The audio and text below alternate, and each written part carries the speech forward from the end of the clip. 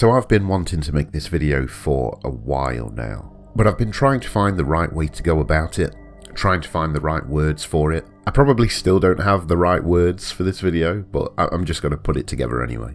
So if you're familiar with my previous work, which was under the channel name of Retro Game Rater, you are very aware that I'm a big fan of old games, especially from the PS2 and original Xbox generation. Now, unfortunately, that channel got red flagged and demonetized, and you can find the explanation of what happened over there, but I'm not running that channel anymore for obvious reasons. But I'm a good couple years removed from the Retro Game Rater channel now, and I've had a lot of time to process exactly what was going on during that period of my life. Now, let me be clear, because I know the title and thumbnail of this video may seem a tad dramatic.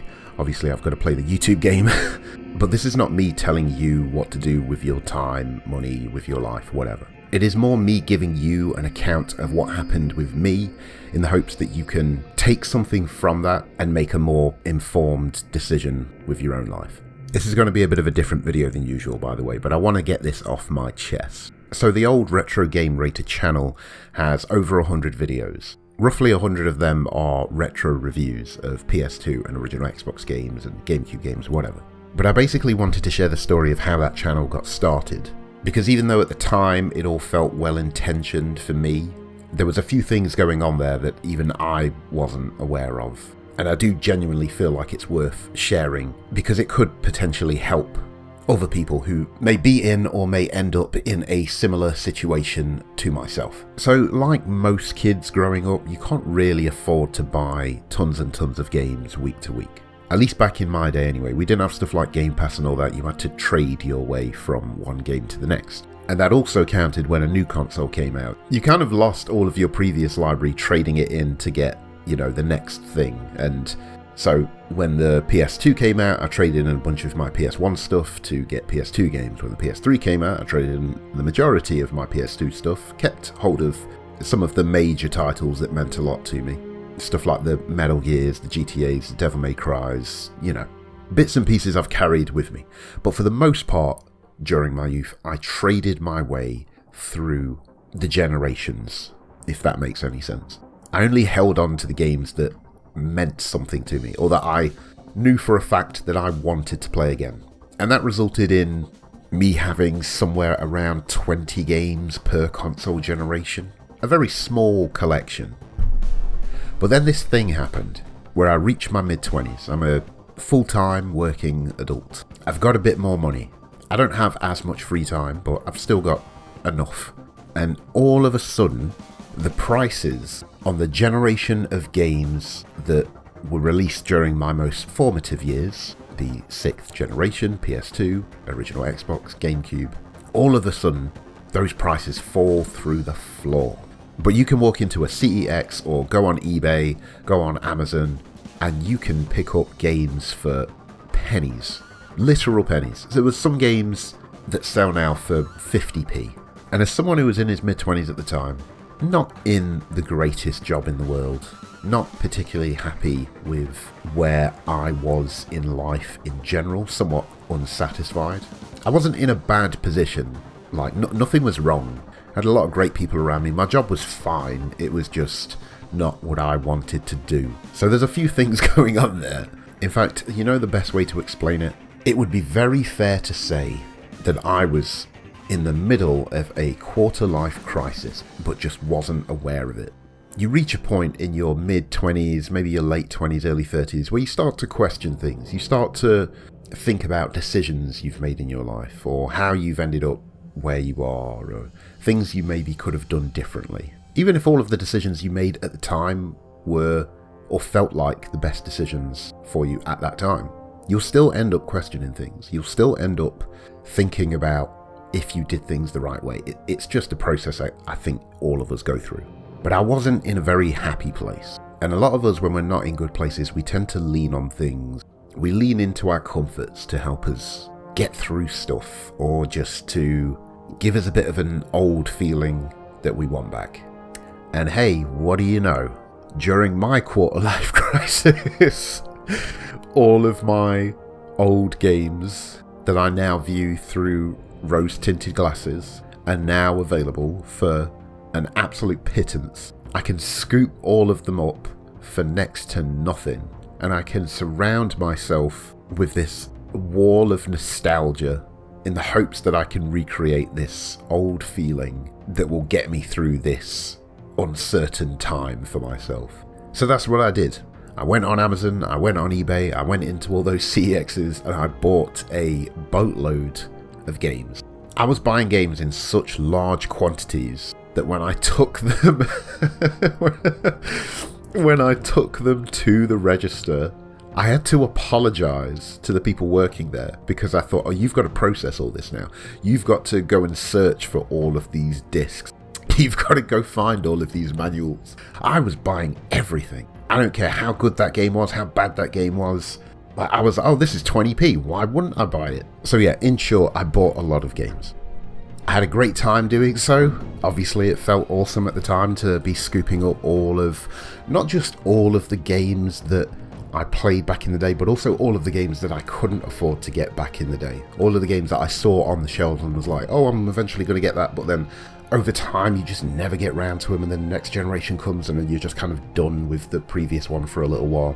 And before you know it, you have this giant wall of games just staring at you, and you've got to do something with them. Like, it all happened very quickly. There was a point where over the course of like a week, I went from having like a couple of shelves of my favourite games ever and the ones that mean something to me and the ones that I replay on a fairly regular basis, to now I've got this whole wall of old games that some I've never touched, some are most likely garbage and should never be played at all, some hidden gems that I never managed to get round to, but just this giant thing in front of me.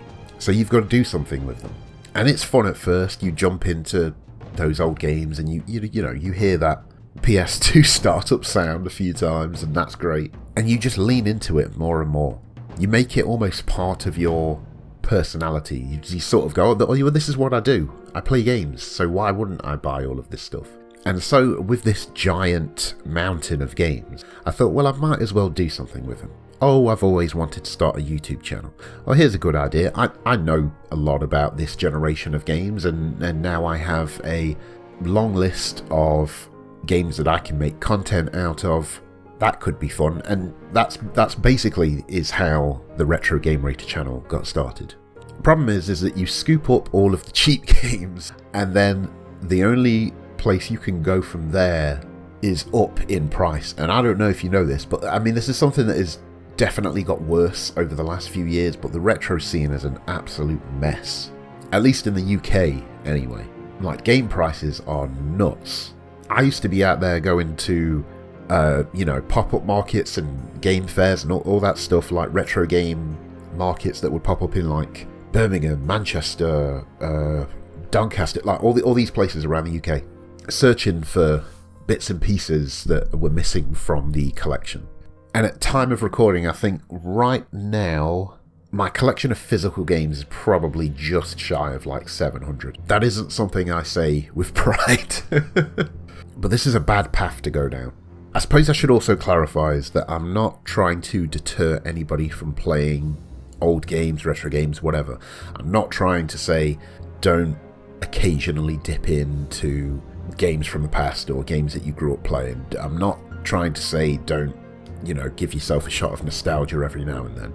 I'm more commenting on the dangers of collecting, but not just collecting, I suppose more collecting for the sake of collecting, because that's the path that I went down.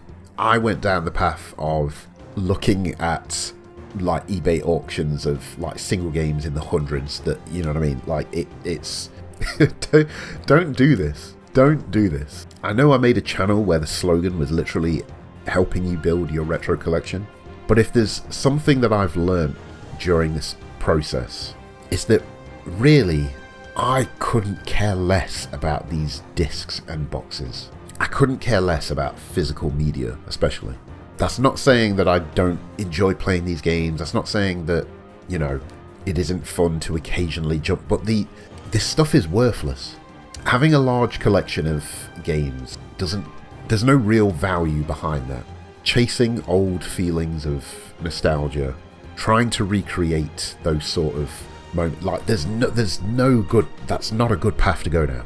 I know this is a really weird video. This is such a, like, I have all of these games. I'm not, there's so many of them that I'm not going to play. Like, I'm trying to figure out a way now, like the best way to get rid of a lot of them.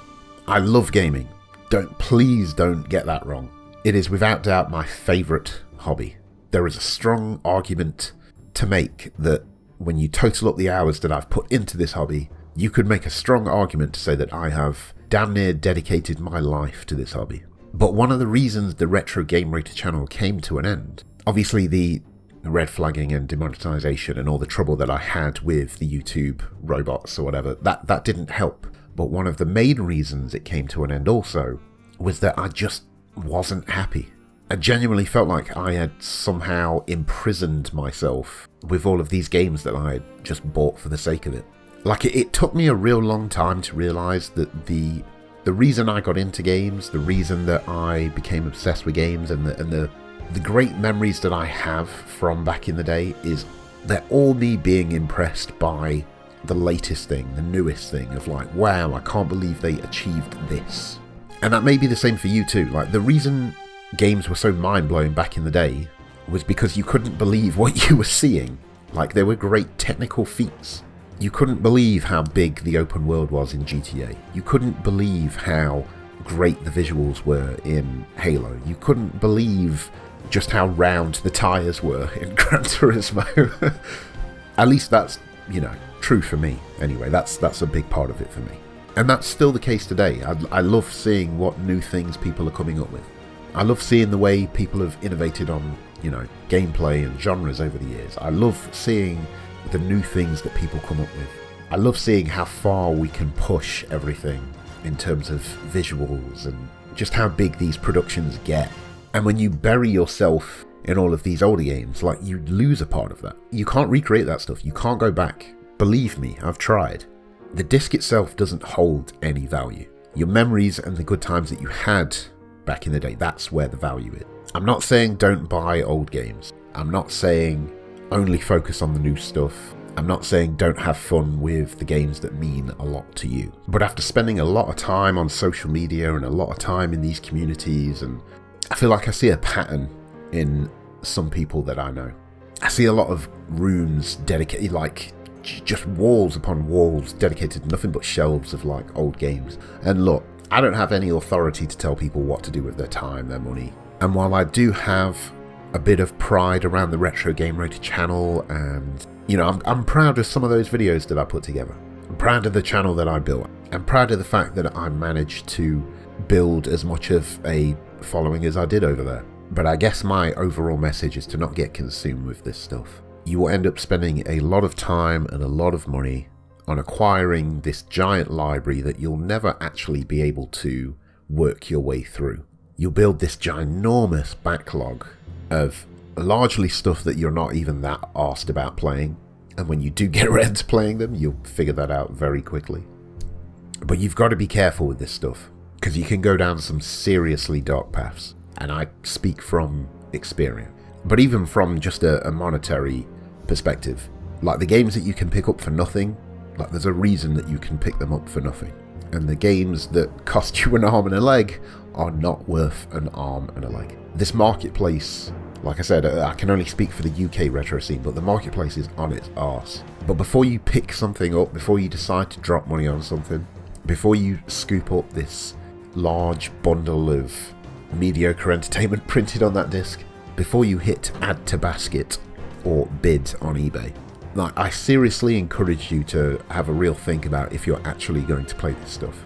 Is it actually going to bring value to your life? And I don't mean that as some like real deep thinking of like scrub all gaming. Like, I just mean, do you really care about this game, or is it just sort of like this momentary excitement that, like, oh, I never played that, or oh, I'd love to play that again. Like, you could take away all of my physical media now and just, So now my focus is on reducing the size of my collection back to sort of like its original state, where I just have those handful of games that actually mean something to me, and Maybe I'll search out a few more of them in like great condition that I would like to have, like complete inbox versions of some of my favourite games ever. So I mean, you know, this isn't a warning against gaming, retro gaming, any of that. It's just a warning against collecting. It's a warning against leaning too hard into your comforts when you're not in the best space mentally. It's a message to say, before you do something, think about why you are doing it. And maybe a bit of encouragement to just focus your attention forward. Focus on the future. Focus on how you can genuinely make your life better. Don't just try and put like a bandage over it like I did with a bunch of old games, because that's not going to fix it. I'm in a much better place now. I should also make that super clear. I'm in a much better place now. But things got real bad. Things got real bad for me because I wasn't addressing the actual issue. So yeah, don't fill your house with junk like I did. Just download an emulator. It's that simple. You don't need the physical box. You don't need the disc. You don't need the old console. As I said, the value is not in these discs and consoles. The value is in the good times that you had with them back then. That's where the value is. I would strongly suggest that you focus on creating new experiences, new good memories, rather than trying to recreate the old one. This hobby is great. This hobby is amazing. Gaming has produced some amazing things. We've all had a fantastic time with it. We've all got some incredible memories from gaming. While I do love this hobby, I feel like it has its dangers at the same time. It provides you with a whole bunch of time to sit and dwell by yourself. Provides you with a great distraction, and it provides you with this endless well of entertainment to bury yourself under. Don't get suckered in by nostalgia like I did. Enjoy the things that you enjoy, but don't forget to take care of yourself at the same time. And that's it. I've been an Epsayan. You as always have been a wonderful audience, and I hope to see you next time.